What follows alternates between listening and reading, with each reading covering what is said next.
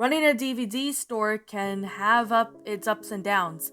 Me and my wife, who is an ugly old hag, have a run in the store together for years. And over the years, we've learned how to deal with some annoying customers. But one day we got a weird customer. So weird, in fact, that he gave us an experience that my wife and I shall never forget. It happened a few weeks ago. I was running the front desk while my wife was smoking a cigarette in the smoke room, and an old man walked up to the store and he looked like Santa Claus. He had a red woolly hat on his head and he came up to me and placed a DVD on the desk. "What is this?" I asked. "A DVD, idiot," the old man replied. Before I could complain over the fact that he called me idiot, the old man had already continued speaking. "This DVD is a little present made by me and my friends. We've been using your store for quite a while now," the old man said, finished speaking. "And what exactly is this DVD about?" I asked. "That I shall not say, my dear, but rest I assure you'll enjoy it. I promise," the old man explained. The old man then left through the front door, leaving me alone with the DVD. I took it to my wife and asked her about the old man and if she had ever sold anything to him before, because I certainly hadn't. She told me that she's never seen that man before and clearly never sold anything to his friends. I looked over the window which showed the streets outside, and the old man was staring at us. He finally left and gave us a wink as he did so. 20 minutes later, I was in a break room with my wife drinking tea as we debated over or not we wanted to watch the DVD. I should also mention that my wife's name is Edith. I don't know why I said that informed earlier, but I think we should watch a Lazarus, Edith said. "But what if it's like a dodgy tape of a man eating his fingers?" I asked Edith. She slapped at me with a rolling pin and said, "Shut up and put the thing in. You know that any lost episodes are taken directly towards Howard Saxon himself." Edith explained. "Yes, but I didn't exactly want to get Mr. Saxton involved in this," I said. I put the disc in the disc player, and the DVD started showing some commercials for DVD shows that I've never even heard of until now. The main menu appeared, and it was a picture of an old man drinking a cup of tea and winking at the screen. It had two options. Written over in his face were red letters. The first one was play episode, and the second was called Hello From Us. Curious, I clicked on it just to be treated of the video of the old guy, who I can only assume to be his friends, dancing on them. One of them was so elderly that the other was a big fat guy with a bald head. And they were thanks for putting the DVD in there. And and I'm not even joking here, they did a rap. I shall not repeat it, but trust me when I said it was bad. It was bad like Snoopy Dog levels, bad like when he was murdered those dogs by feeding them peanut butter. I'm getting sick of the track, and I apologize for that. I then headed towards the main menu and clicked on play episode instead. To my surprise, it was SpongeBob. The intro started differently. The pirate captain said, You're not ready, kids?" "You're really not." Oh no, I thought. Was this going to be another lost episode? We even got enough when some guy sent us to Squidward's, house? But the captain said, "You're not ready because I haven't had my tea yet." As the captain began drinking his own hot, sweet tea, he finished and allowed the intro to continue. It was normal, though SpongeBob looked like he was seriously ill, with a full beard on his face and with a red woolly hat on his head that looked like the old man from earlier. He was also wearing a large gray trench coat, and then a title card that appeared, and it read, "Homeless SpongeBob." The title card wasn't like the normal type you'd see in the SpongeBob episode. It was black background, blue text, and the music played during the title card was Tainted Love by Band and Soft Cell. The episode began with SpongeBob being thrown out of his pineapple house by Tom the Fish and the con man from Chocolate with Nuts. SpongeBob's stuff as well as Gary were all thrown at him by the two fish. "Why are you doing this?" SpongeBob said between heavy sobs. "Because, Mr. Pants, you're late on your runs again, and we gave you a 3-month eviction notice, so it's like you didn't know," the con man explained while eating some disgusting looking donuts. SpongeBob then pleaded for the fish to give him another week, but they refused and left without saying a word. SpongeBob sighed and began to leave, with Gary following behind him. He didn't take his stuff because Squidward had set it on fire with the flamethrower. Well, at least I've still got you, Gary, SpongeBob said, when all of a sudden Gary was ran over by a big truck and was smashed into smithereens. His blood oozed out. Oh my god, lizarines, that's real blood! Edith exclaimed at the top of her lungs. We then realized that it was just ketchup, as Gary once worked in the ketchup factory. Remember that? Also, SpongeBob didn't seem to have minded the death of his beloved snail and began laughing. But not a happy laugh, a laugh that says, I ate your pizza, and then I took a dump in your toilet without flushing it. The scene then transitioned to how SpongeBob inside Mr. Krabs' office at Krusty Krab. SpongeBob, me boy, what brings you here? Mr. Krabs asked. Mr. Krabs, sir, SpongeBob began. What is that boy that somebody found out about my lab? Then Mr. Krabs asked, No, I've been evicted from my home, and I have nowhere to live. Can I move into the Krusty Krab again like I did a few years back? SpongeBob asked. No way, Mr. Krabs yelled. He then began beating over the loving daylights out of the sea sponge.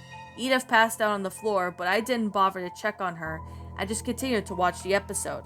I won't have a homeless hermit living in me, Krusty Krab. You people are like crazies.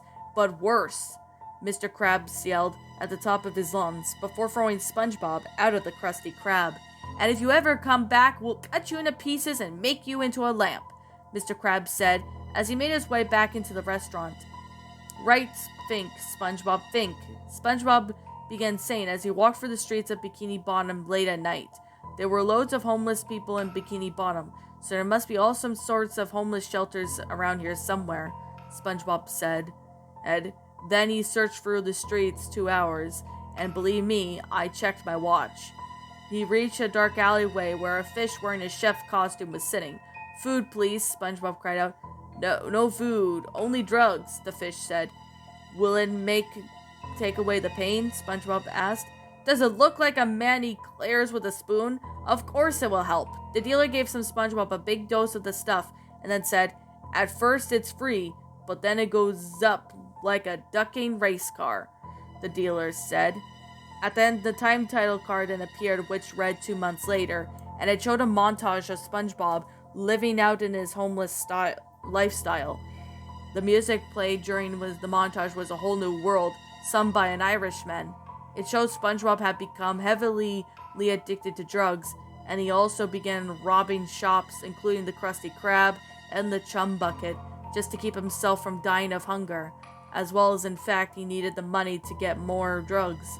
He had also been sleeping in a local church after beginning a relationship with Father Wentbar.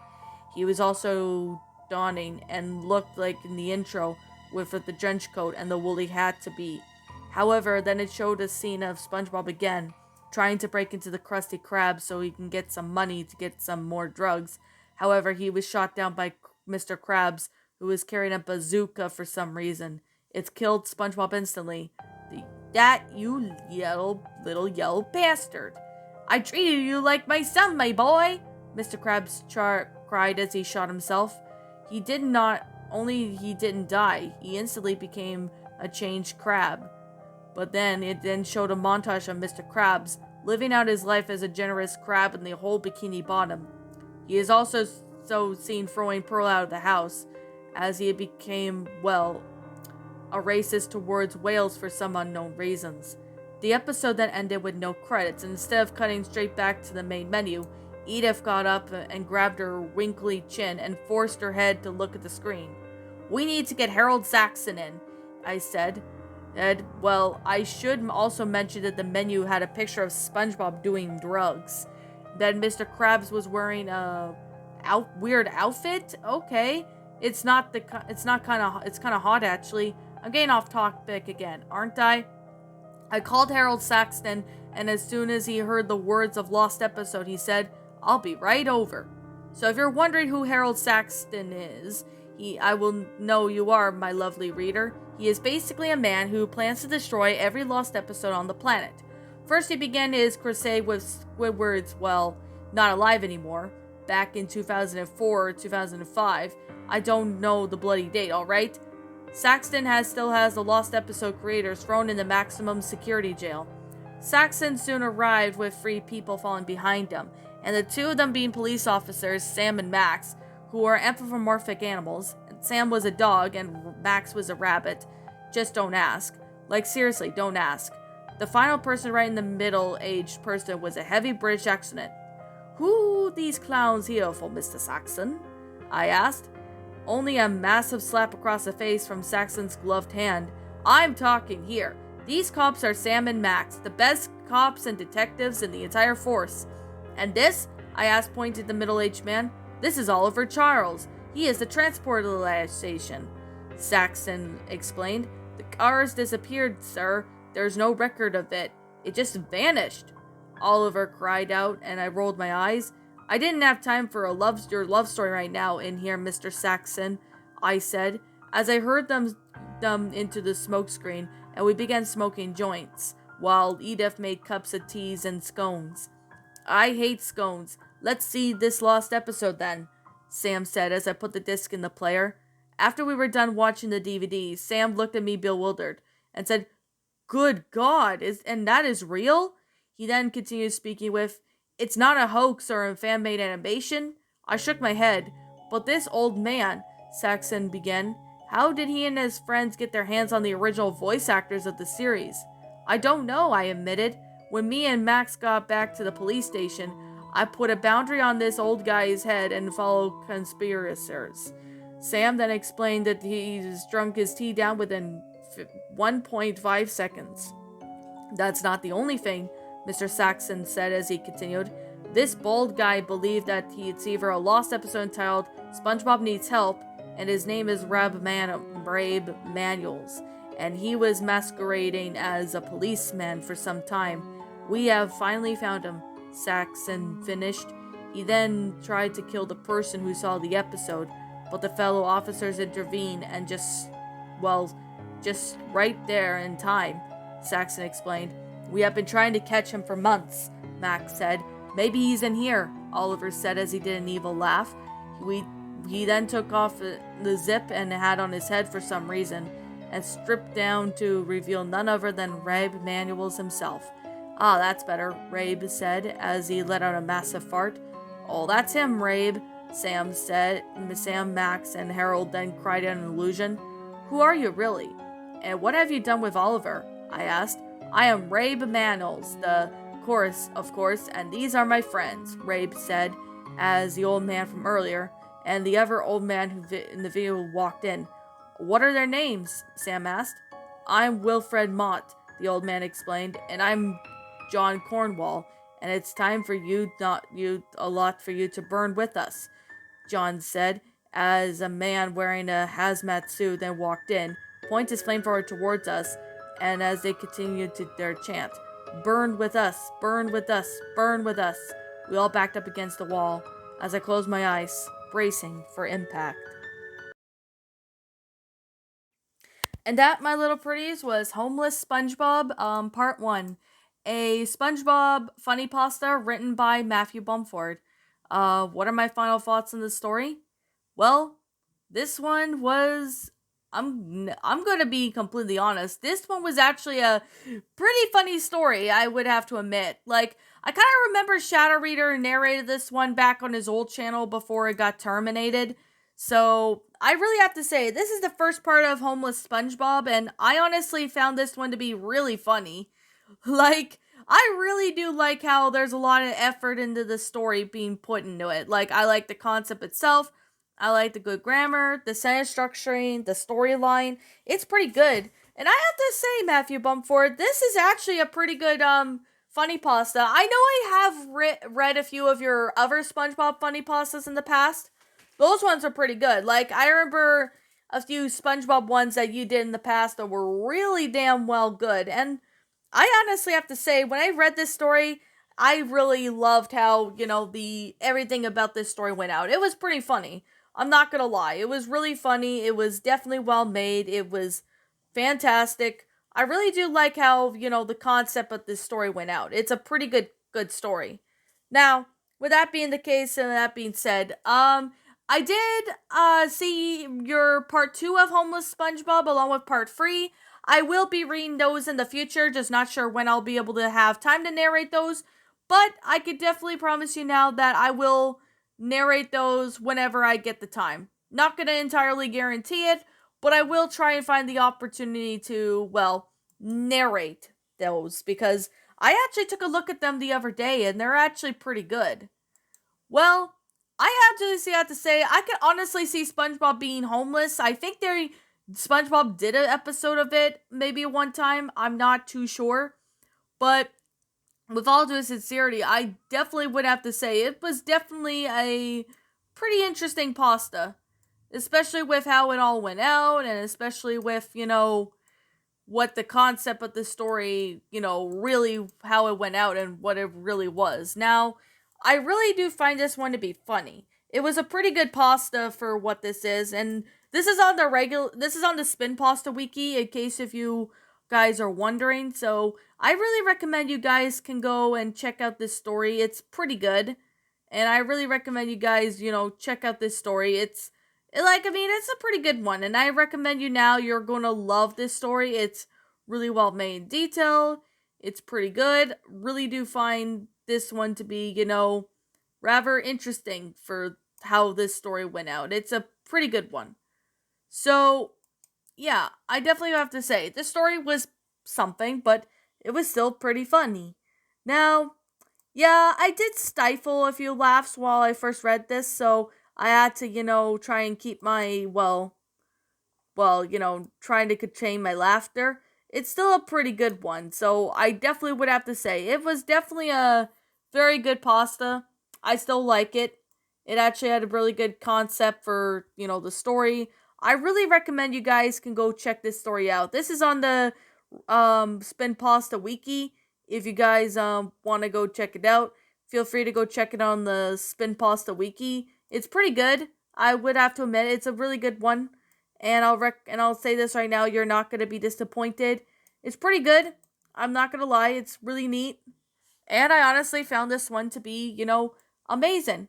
So, anyways, yeah, I'm gonna sit here and say this right now. Like I'm gonna say right now, and like I always continue to say, this is just simply my own personal opinion, and if you happen to disagree with me, that's fine too. We're all entitled to our own opinions regarding these creepypastas, and this is simply my own personal thoughts. My final rating of this story would have to be I'm gonna give this one a 10 out of 10. Great funny pasta. It was definitely well made in detail. I really do find this one to be funny. It was really neat. Really do find this one to be, entertaining of its own self. It's pretty neat. And, I really found this past part of Homeless SpongeBob to be good. I'm looking forward to reading, the other ones. So there's definitely that. I'm looking forward to reading the others. So, yeah. Anyways, guys, go check this out on Spin Pasta if you want to read the story for yourself. Be sure you go check this out on Spin Pasta. And I'll tell you right now, you're not going to be disappointed. So anyways, with that being the case, that being said, what did you guys think about this curry pasta or funny pasta, whatever you prefer to call this one? Did you enjoy it? Did you not? Also, what we have done personally to help make this story a lot better? Feel free to leave me know what your thoughts are down in the comment section down below. I'm the Queen of Lions. Thank you so much for watching today's episode. And if you happen to be brand new here on this channel, be sure to like, comment, and subscribe because I make brand new videos every single day. Don't forget to ring the notification bell to when I upload, so that way you guys will not miss an upload. And as always, please roll the outro because I'm out.